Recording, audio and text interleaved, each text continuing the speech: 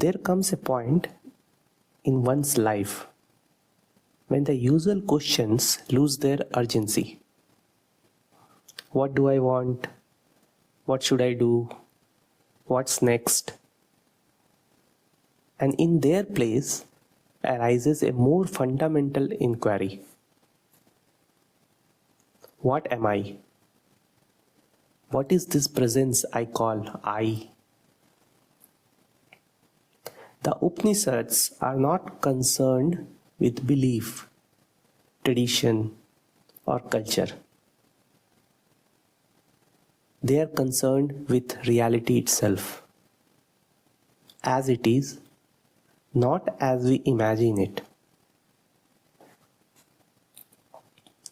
They are records of direct investigation by those who turned inward, who stripped away every layer of identity until only the essential remained.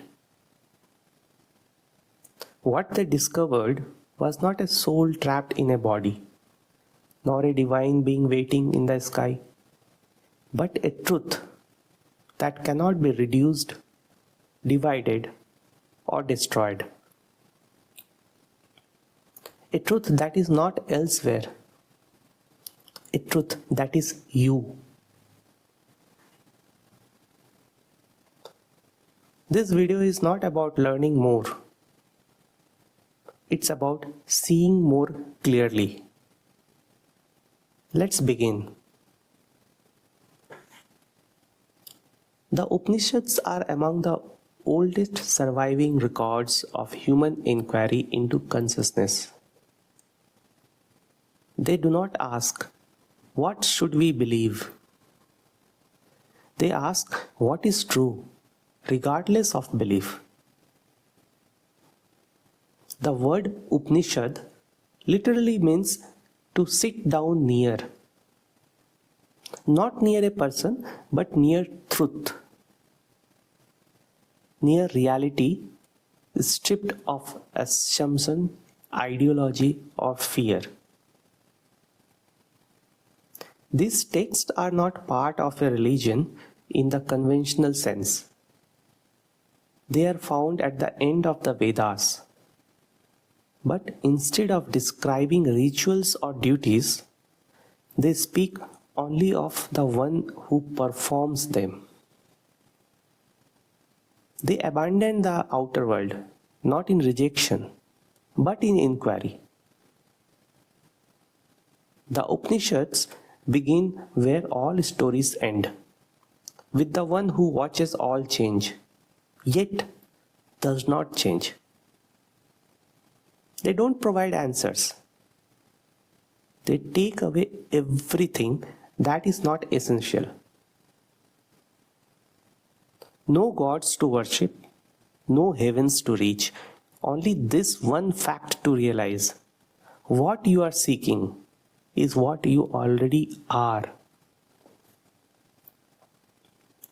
The sages who composed the Upanishads did not speculate. They observed. With still minds and refined attention, they came to one conclusion.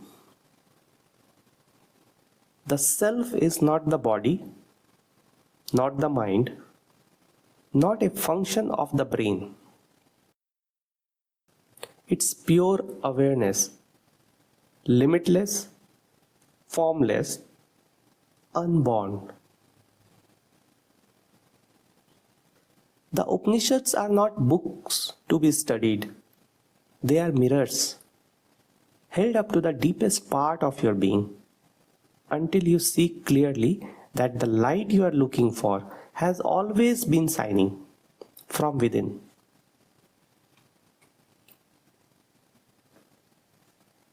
The Upanishads begin not with explanations, but with questions. Questions that dissolves the surface of things. The most central of them all is, who am I? Not as a concept, not as an identity, but as a direct and relentless inquiry. Am I this body, which changes moment to moment? Am I this mind which thinks one thought now and another the next? Am I these memories, this name, this story? What remains when everything that can be observed is set aside? That which sees the body is not the body. That which observes the mind is not the mind. There is something that does not come and go. It was here before the thought arose. It remains after the emotion fades.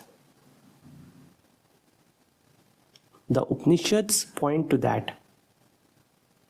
The silent, unchanging witness behind all experience. They do not describe this self in positive terms. They say, neti, neti. Not this, not that. It is not material, not mental, not bound by space or time. And yet it is closer than breath, more constant than the heartbeat, more present than the world you see before you. To know this, not intellectually, but directly, is the purpose of the Upanishadic path. Without knowing the self, everything else is partial. With it, nothing else is needed.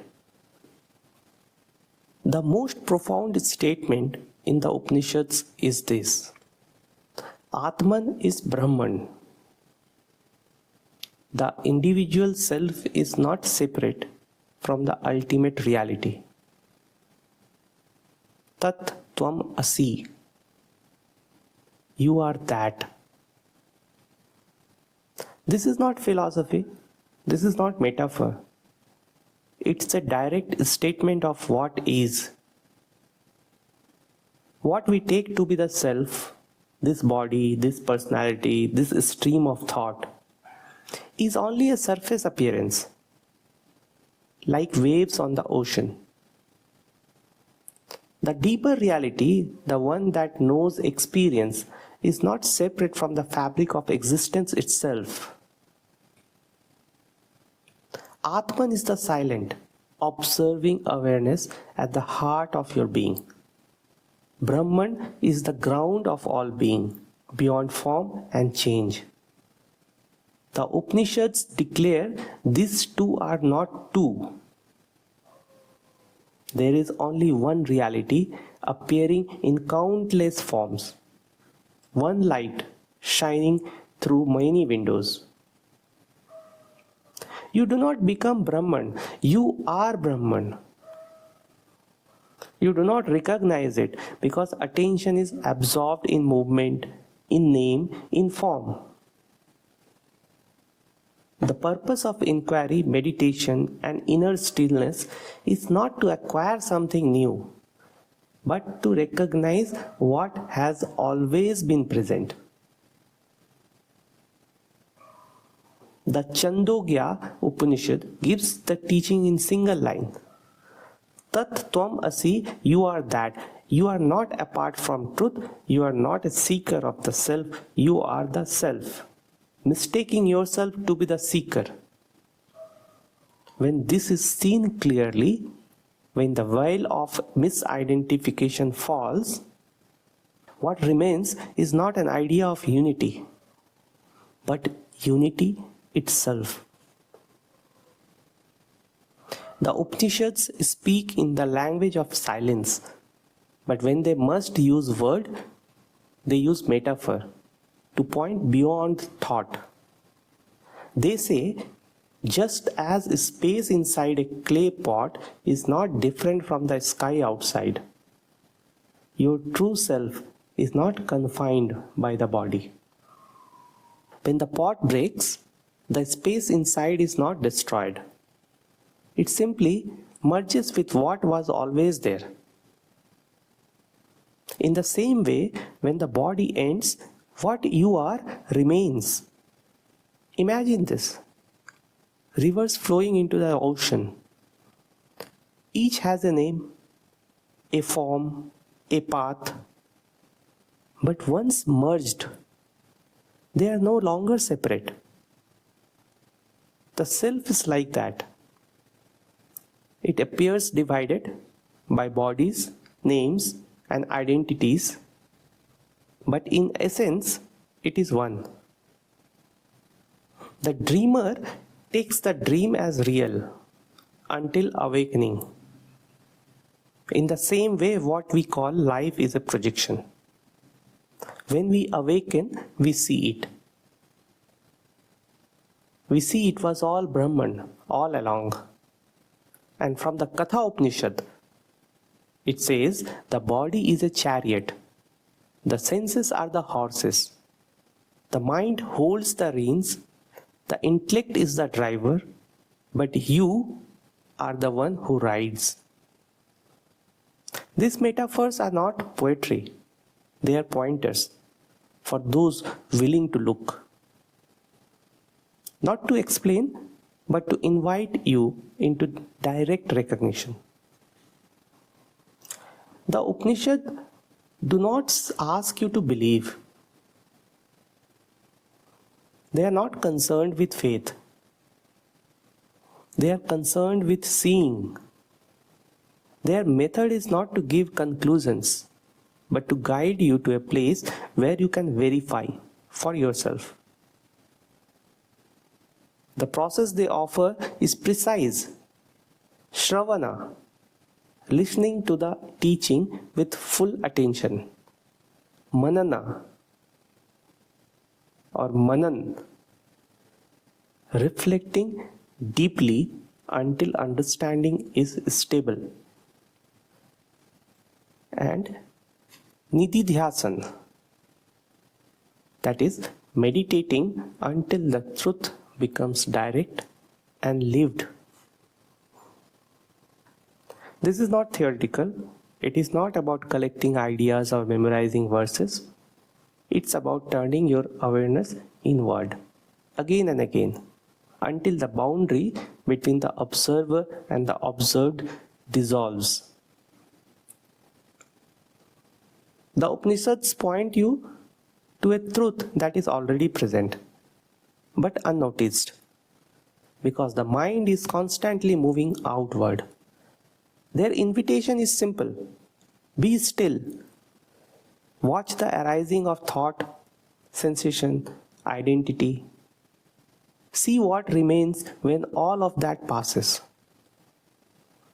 That still presence, which does not come and go, is what they call Ātman. And that Ātman is not different from Brahman. This is not something to believe, it is something to realize. In silence, without doubt.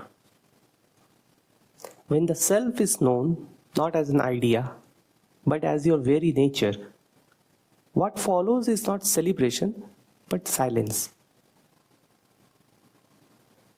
The Upanishads describe this as moksha or liberation.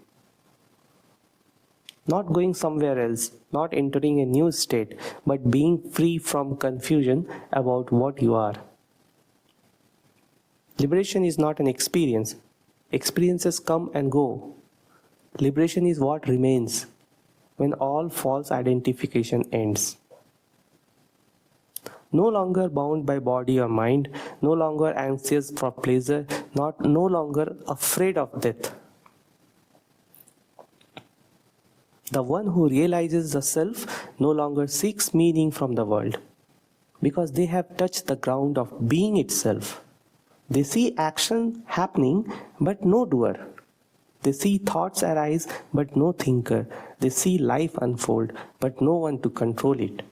And with that, the burden drops, desire subsides, fear dissolves, the mind becomes quiet, not forced, not disciplined, but naturally still. What remains is not blankness, it is clarity. Not withdrawal, but intimacy with all that is. The Upanishads say when the knower of Brahman has become Brahman, there is no return. There is no second. There is only that. This is freedom. Simple, complete, without noise. The Upanishads were never meant to be worshipped.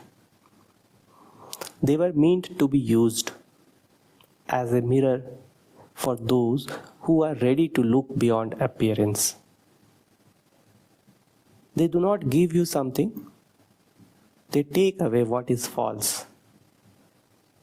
They strip away the labels: body, name, identity, belief, until nothing remains but the self. And in that silence, you realize you were never the seeker. You were always that which is sought. Brahman is not far away. It is not hidden. It is what you are looking from. The teaching ends where inquiry begins. Tat Tvam Asi, you are that. Not someday, not after effort, now, already, always. This recognition does not make you special. It removes the idea that there was ever a separate person to begin with.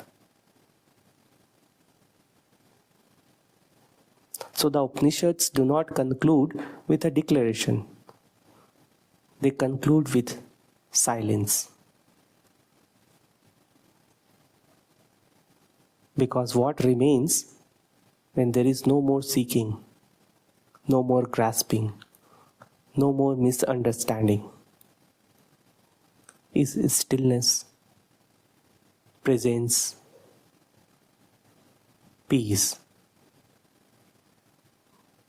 Om Shanti, Shanti, Shanti.